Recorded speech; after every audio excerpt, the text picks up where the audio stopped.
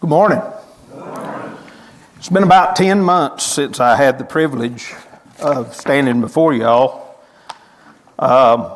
So this message will not be 10 months long, I promise.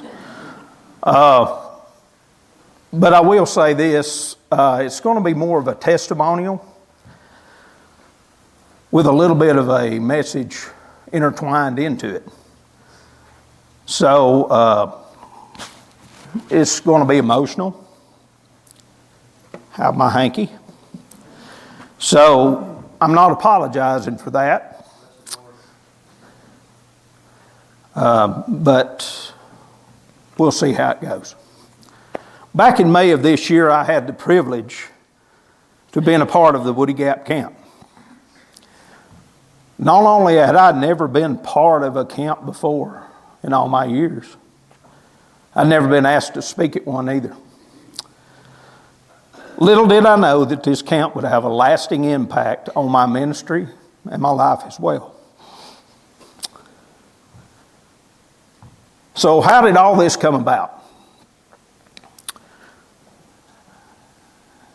As I said about 10 months ago, back last December when I spoke to the church for the first time as an elder, you see, I was nervous and trying to get through this first message just kind of like I'm trying to get through this one now. So after I finished speaking, I sat in that chair right there. And I thank God for helping me through that message. And then I said it.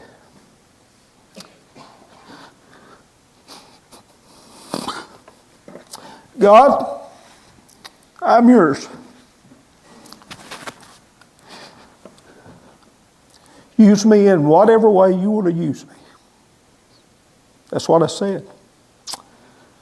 So after I got up that day, I never really thought any more about what I'd said. Until that following Wednesday night, 3 days later, was in the fellowship hall, and Tim and Lisa come into the fellowship hall for Wednesday night meal.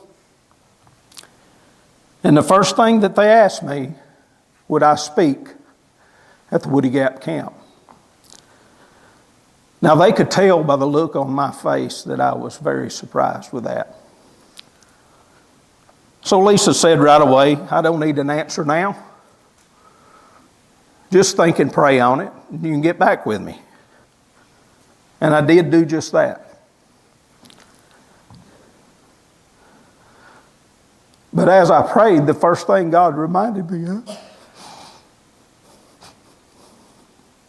was what I told him in that chair right there. So with that being said, I knew what I had to do. So the following Sunday, I told Tim and Lisa that I would be glad to help out with the camp.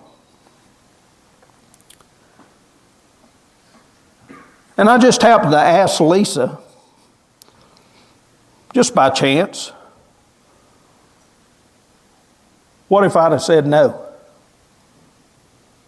Well, I know what would happen to me if I'd have said no. But Lisa, being the loving and caring person that she is, she just calmly said, we'll get somebody else.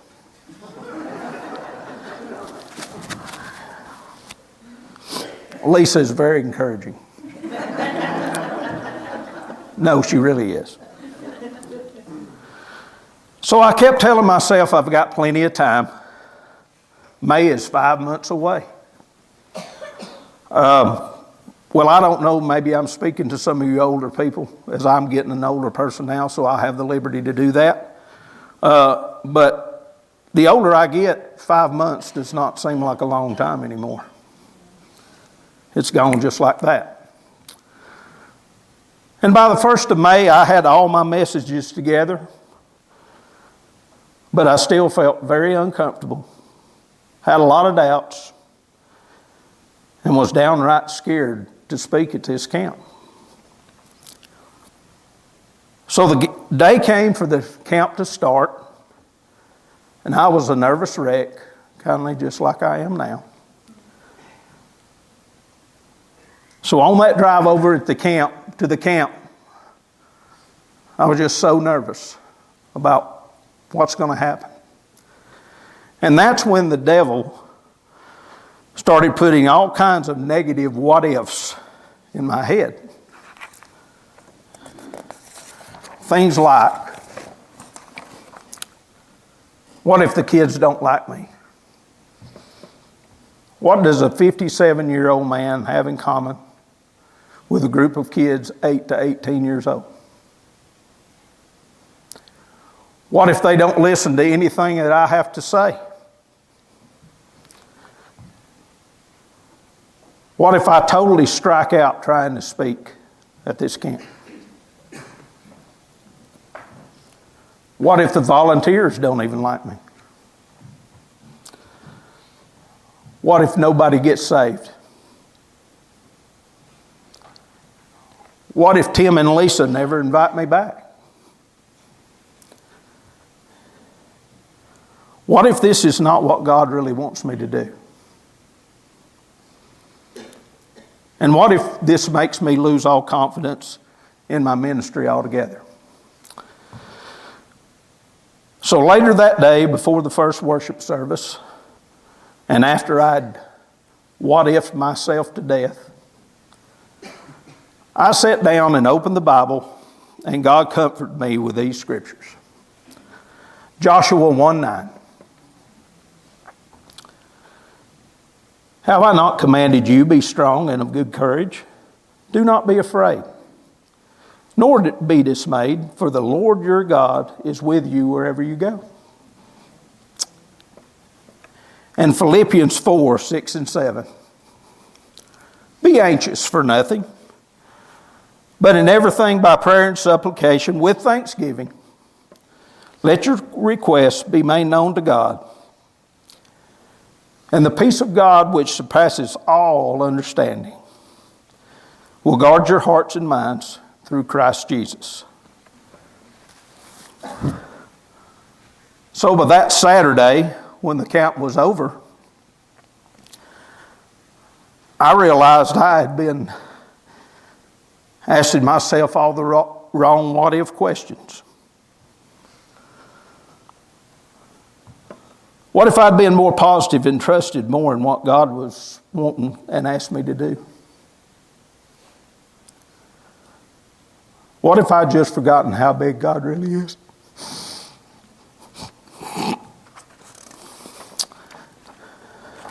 So, with that thought, what if I'd asked myself this question going into the camp?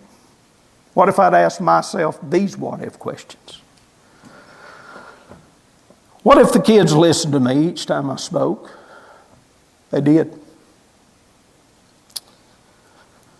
What if after I spoke, kids would come up to me and show me notes they had taken during the message? They did.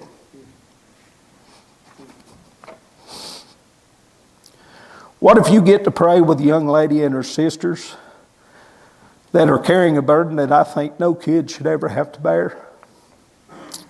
I got to do that.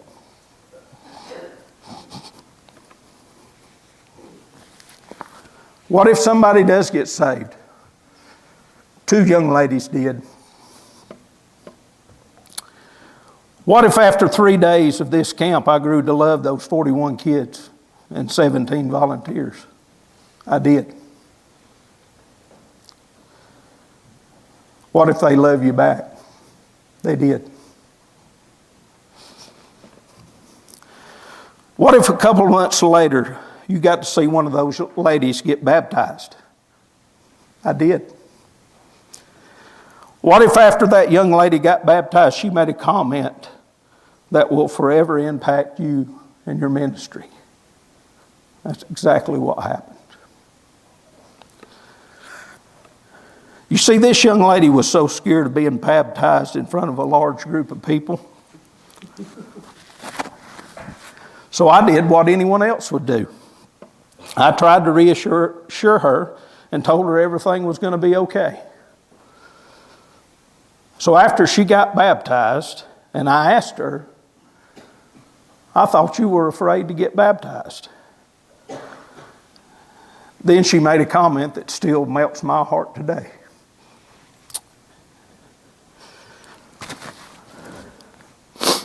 She says that I love Jesus more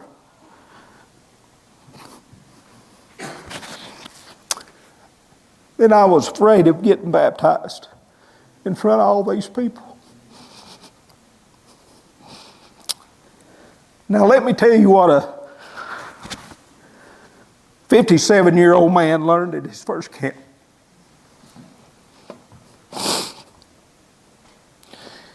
You see, I don't know what God is going to do or ask me to do or what He has planned for me next.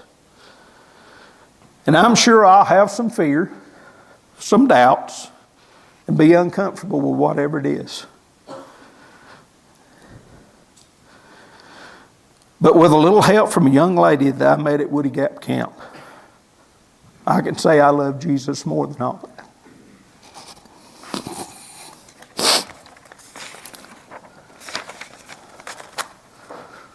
By the way, that young lady is here today.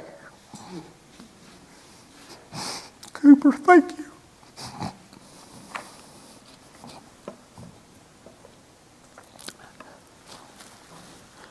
So when it comes to Mountain Fellowship Camp, ask yourself these what-if questions.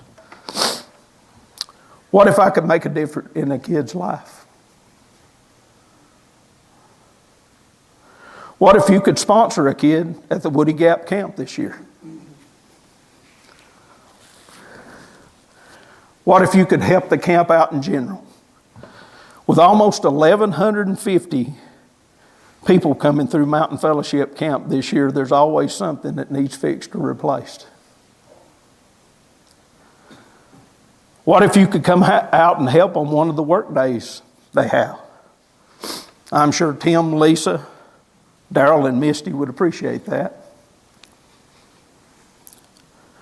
What if you asked Tim and Lisa if you could come and tour the camp and let them show you all the things that have been going on at this beautiful place? What if you asked Tim and Lisa if you could come and hang out at one of the worship services at the Woody Gap Camp this coming year? What if you could come out and see, like I got to see, just how big God really is? Now you may think all that has been seen and said here today is just about Mountain Fellowship Camp. It's not. It's all about Jesus. And sharing the gospel with kids and people that might never otherwise get to hear it. I know beyond a shadow of a doubt that God is using this camp to reach young people. I've seen it firsthand. What if God wants you to be a part of all that? So as I try to wrap this all up, allow me to put my elder hat on just for a second. When it comes to Harmony Grove Church, here's some what-if questions you may ask yourself. What if I started going to Sunday school? What if I joined a small group? I would love to talk to you about both these things. What if I think it's time to join this church fellowship? Scotty and the staff would love to talk to you about that. What if you join the choir? Tommy, he would love to talk to you about that. What if you could take a meal to one of our shut-ins on Wednesday night? What if God's calling you to serve in some capacity here at Harmony Grove? Now, as I try to wrap all this up, I cannot, in good conscience, have the time up here and not share the gospel of Jesus Christ. So maybe someone here is asking themselves, what if I need salvation today? You do. You see, John 14:6 says, Jesus said, I am the way, the truth, and the life, and no one comes to the Father except by me. All you have to do is believe and confess that Jesus is the only way, the only truth, and the only life, and the only way to the Father. And Jesus will save you.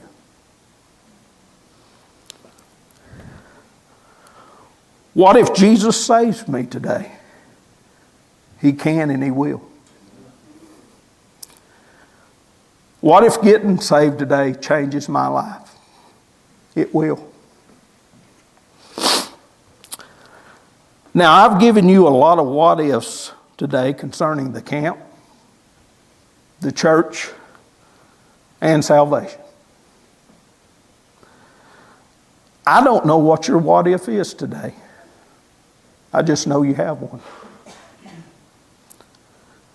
So, in closing, let's all stand if you're physically able.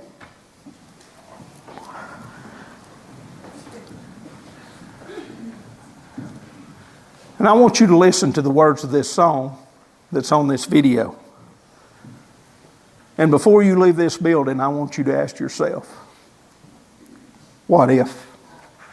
Thank you.